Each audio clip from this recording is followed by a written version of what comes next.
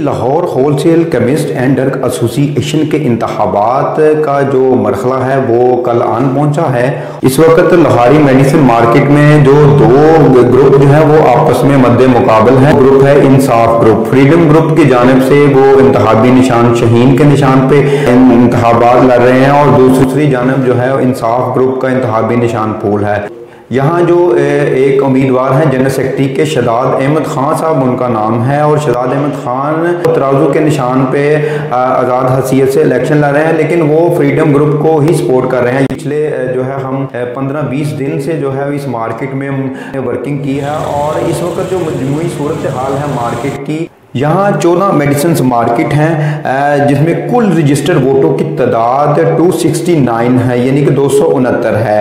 अब जो है इस इलेक्शन के हवाले से हमने जो है आज सारा दिन मुख्तलिफ जगह पे हम गए, हमारी जो है मुख्तलिफ लोगों से बात हुई, लोगों से हमने ग्रुपों के मतलब जो है वो राय जानी। सबसे बड़ी मार्केट है वो जिसके पास 50 वोट हैं वो अल मीनार मार्केट है जिसके पास इस वक्त 50 वोट हैं, और उसके बाद जो मार्केट आती है वो इमामुद्दीन मार्केट है जिसकी 31 वोट्स हैं। इसके बाद जो है वो मियां मेडिसिन मार्केट है, इसके वोट जो है वो 24 वोट हैं। इस मार्केट में जो है इस वक्त 20 वोट हैं और इस दोहारी मस्जिद मार्केट जो है उसके भी 20 वोट हैं। और नाज़रीन ये जो मार्केटें हैं ये इलेक्शन के हवाले से जो है बहुत अहम तस्वर की जा रही हैं। इसके बाद मुतफरक मरियम टावर है जहां के जो है वोट मुतफरक मरियम टावर के वोट जो है वो 18 हैं। मोहम्मद अली अमीन उर्दू बाजार वाली मार्केट के जो वोट हैं वो 17 हैं। इसके बाद बलाल मार्केट के वोट हैं वो 12 वोट हैं और नेमत कदा के जो वोट हैं वो 15 हैं। बलाल मार्केट के 12 वोट हैं और शेख गुलाम अली मार्केट के 10। सबसे पहले जो सदर के कैंडिडेट्स हैं फ्रीडम ग्रुप की जानिब से वो हैं यासिर भट्ट और दूसरी जानिब से जो कैंडिडेट हैं वो हैं निसार चौधरी साहब। और यहाँ पर जो है वो मुकाबला हमें जब नज़र आता है, यहाँ तब्दीली की हवा चलती है तो ये यकीनन जो है वो सीट जाएगी फ्रीडम ग्रुप के हक में। दूसरी जानिब निसार चौधरी ने भी अपनी भरपूर कैंपेन की है और वो भी अपनी जीत के लिए पुरअज़म है। सदर के जो उम्मीदवार हैं वो हैं खुर्शीद खान साहब हैं और इनके मद्दे मुकाबल शेख नवीद अहमद हैं जो इस वक्त कंटेस्ट कर रहे हैं इलेक्शन।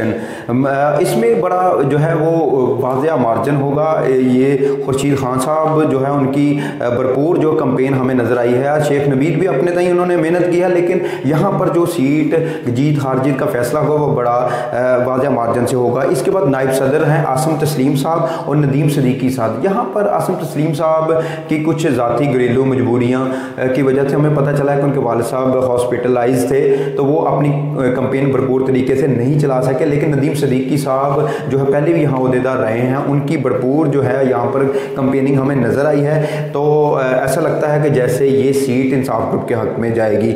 उसके बाद शदाद अहमद खान साहब है, ये साहब जो हैं वो तराजू के निशान पे इलेक्शन जो है वो कंटेस्ट कर रहे हैं, लेकिन ये फ्रीडम ग्रुप को ही सपोर्ट कर रहे हैं। बड़े मजबूत जो है वो उम्मीदवार हैं यहाँ और इनके मद्दे मुकाबल जो है वो हैं सैयद अमाद फ़रूक तरमीज़ी साहब। और तरमीज़ी साहब भी जो है वो इलेक्शन कैंपेन में हमें भरपूर जो है उन्होंने बढ़ चढ़ के हिस्सा लिया और हमें नज़र आए। इसके बाद जॉइंट सेक्रेटरी पर जो है वो बड़ी अहम सीट है ये, और यहाँ पर ज़ैनुल इबाद साहब हैं जिन्होंने भरपूर इस वक्त जो है इलेक्शन मुहिम जो है चलाई है। दूसरी जानब जो है मोहम्मद रियाज मलिक साहब जो हैं उनके साथ इनका मुकाबला आप देखते हैं। सीट बड़ी अहम सीट है और इस सीट के मुताल्लिक कहा जाता है कि यहाँ पर क्लोज मार्जिन होगा और ये सीट जो है ये बड़ी दिलचस्प सीट होगी।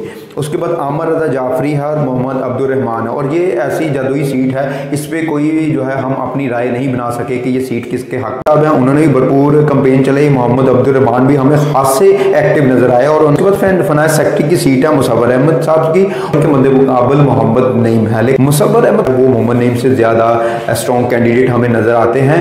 नाज़रीन हम आपको यहाँ ये भी बताते चले हमारे ये जितनी भी सर्वे रिपोर्ट्स हैं ये एस्टिमेटेड हैं। यहाँ पे हम अपने जो है वो पब्लिक ओपिनियन के बारे में हम जो है वो थोड़ा सा बताया है, लेकिन एक बात एक फैक्टर जो है इसको हमें भूलना नहीं चाहिए और वो फैक्टर है यहाँ खामोश वोट का। अब देखना यह है कि खामोश वोट किसके जो है हक में जाता है। अवाम 25 सितंबर को खुफिया राय दे किसके हक में इस्तेमाल करती है और इस वक्त जो है वो मार्केट पे किसका जो है वो डंका बजता है और ये फतेह का ताज किसके सर पे जो है सजाया जाता है। ओवरऑल अगर हम सर्वे रिपोर्ट की बात करें तो यहाँ पर हमें टोटल 6.4 और 3.7 की रेशो नज़र आई है टोटल 10 पॉइंट्स में से। तो 6.4 की रेशो कौन हासिल करता है और 3.7 की कौन। कैमरामैन आदिल बेग के साथ मियां वकास ज़हीर को दीजिएगा इजाज़त। अल्लाह हाफिज़।